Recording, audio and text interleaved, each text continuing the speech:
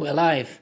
So, A Day in the Life, the Beatles, 1967 album, Sgt. Pepper's, one of the most influential, important albums of all time in modern pop music, along with albums like Pet Sounds. There are lots of albums that are important. Even the Beatles recognise Pet Sounds. This is a song that, from the basics that I know, so it's Paul McCartney growing up. The main body written by McCartney, the intros, the outros, and some of the final verses written by Lennon. A song about McCartney growing up, Lennon's observation of the news, and one of their best friends, Tara Brown. A song that was banned on a BBC show because of perceived references to sexual behaviour. Considered one of the finest Beatles songs ever written. That's a big list. I'm going to get this, not wrong, but I'm not going to please everybody. But it's just how I hear it. Yeah, it's just what I hear and what I think. I think because I know the main body of the song, it's not really, the psychology's already there. It's the grief of losing a friend. It's McCartney's early days growing up, pre-Beatles.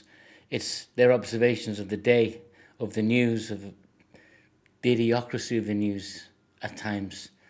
And A Day in the Life, the Daily Mail. Yeah, it's all there. And I just want to hear it again with not critical, but just a reminder of just the sheer genius, the sheer genius. Here we go.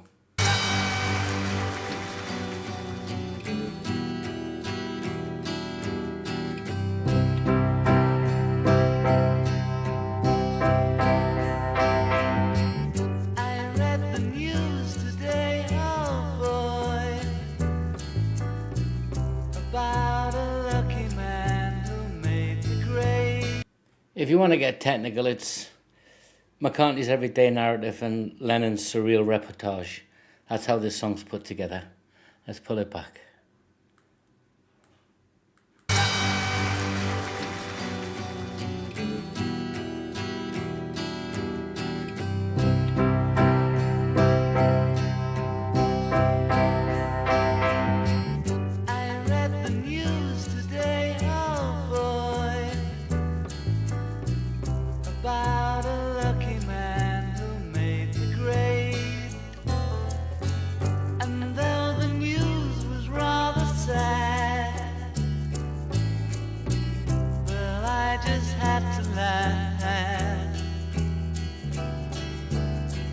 I saw the photograph.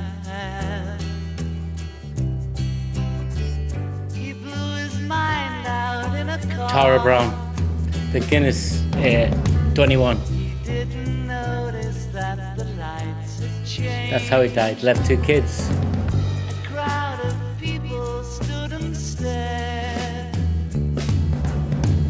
They'd seen his face before.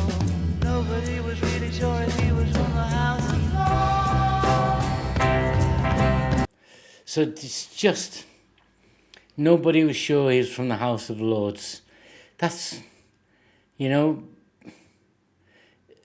way stories are constructed, narratives are constructed, and this is back in 67, very class-riddled England, it still is. So it's that social identities pre-constructed by media narratives, that you are who they say you are. But it's also quite sad because it's this dehumanization of a life. That's what that paragraph's all about. Yeah. And it's that laughing at the sort of the emotional overload. That's what he's doing. He's saying, Jesus, it's so ridiculous that it's my protection mechanism in this verse, this part of the story, this is to just laugh at the absurdity of it and to be saddened by the cruelty of it, I guess, the loss of a life. I saw a film today, oh boy. The English army had just won the war. Post-war. The crowd of people turned away,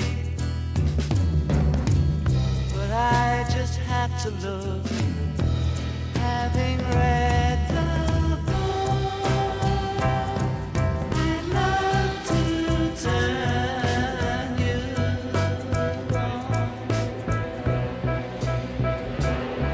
So the observation of something so horrific in the opening story is it's that compulsion to look into cruelty and getting curious about it, suppressed curiosity. And that's the internet today, isn't it? But it's always been prevalent pre-internet. This is post-World War II. You know, you can laugh, but certain traits, why do women love sort of serial killer stories, that suppressed desire to stare into the face of cruelty. And this is the media, and this is society in general. And this is born out in this song. It's just a day in the life of everybody. Do you know what I mean? It's really brilliant. And it's definitely written in the same mannerism, the way they wrote Strawberry Fields Forever as well. Sort of that, because they wrote this together. So Lennon had already written it, most of the song, and he put it down as they did when they were working together. So he went to meet Paul, and they were sat together, and how they'd do it was one would sing to the other. And I'm probably wrong on this, but I guess the basis is right. And then, so he'd sing this bit, and then Paul McCartney would add a new lyric just on the spot. Maybe over an hour, maybe over 2 minutes. You never know with pure songwriting geniuses in their absolute heyday. And then they'd have this song put together. Love to Turn You On was credited to, Lennon credited that to Paul McCartney. Yeah.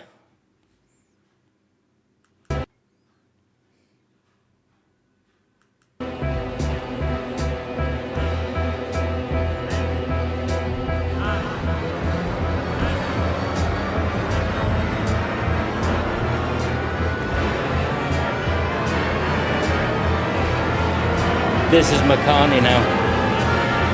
This is just so how they did 8 organs. Stop. This is McCartney's story.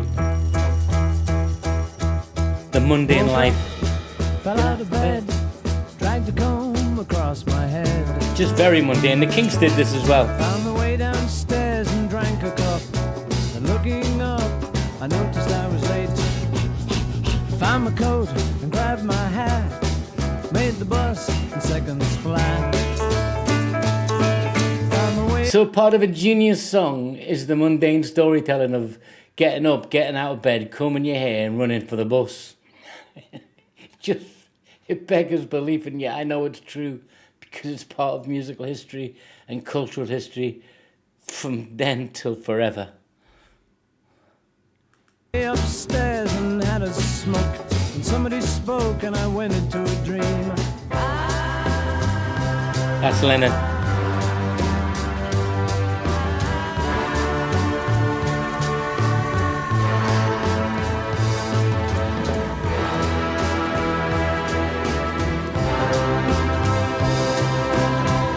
So looking at it psychologically, if you can, from my limited knowledge, the daily self is your routine. That's it. He's using that story as the self as his routine, and it's the productivity over authenticity and safety, one of the lower needs. It's that safe routine of getting up, going to work, or going to school, going wherever.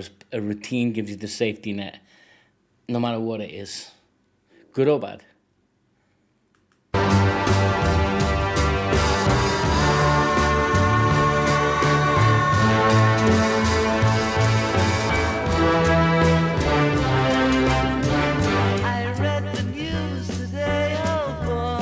I think you credited that McCartney as well.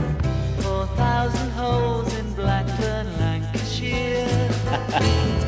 That was a genuine story in the news. Holes were rather small. They had to count them all. Now they know how many holes it takes to fill the Albert Hall. So he's using that analogy there. Those were stories that Lennon was reading in the news. That was in the news that make up everyday life. And he cross-referenced it with the Albert Hall for the absurdity. You know, just this. It's brilliant. Everyday life. It's just filled with silliness, seriousness, deep moments, absurd moments. I'd love to This he credited to McCartney.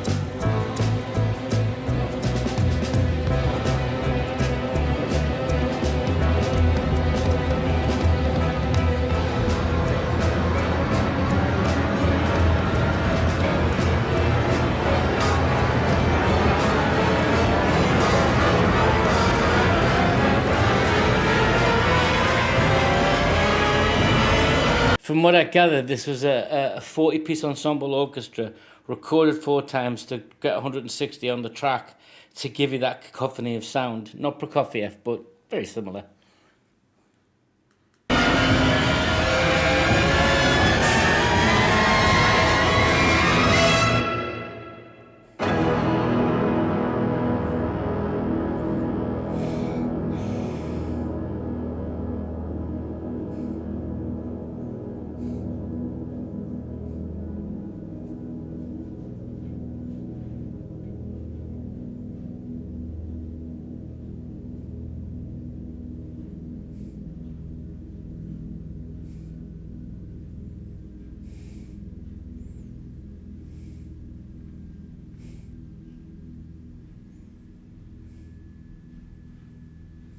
E major.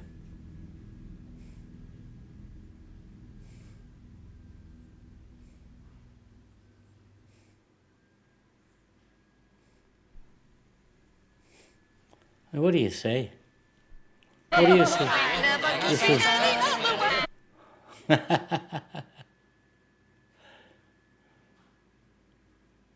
I forgot about that.